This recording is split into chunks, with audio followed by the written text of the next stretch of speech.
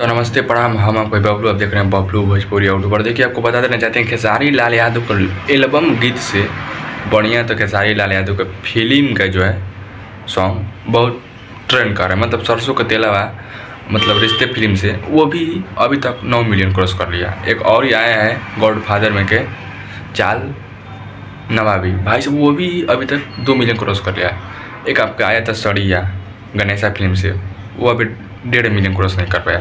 एक आया है आज ग्लोबल म्यूजिक जंक्शन से आपका खेसारी लाल यादव के सैड सॉन्ग है, ये भी अभी तक 5 लाख भी नहीं क्रॉस कर पाया। बताइए, खेसारी लाल यादव लोग गीत आ रहा है, इतना घटिया गा रहा है, इतना घटिया आ रहा है, इतना मतलब कुछ नहीं समझ में आ रहा है। इससे बढ़िया तो फिल्म का सॉन्ग इनका चल रहा है, मार्केट में बज रहा है खेसारी लाल यादव का। आप लोग इतिहास गवाह देख लीजिए, खेसारी लाल यादव का जितना भी सॉन्ग आया है, सरसों का तेलावा, फैंस चाल नवा भी, मतलब चाल सरा भी, और फैंस जुगु जुगु जी पूरा चल रहा है। लेकिन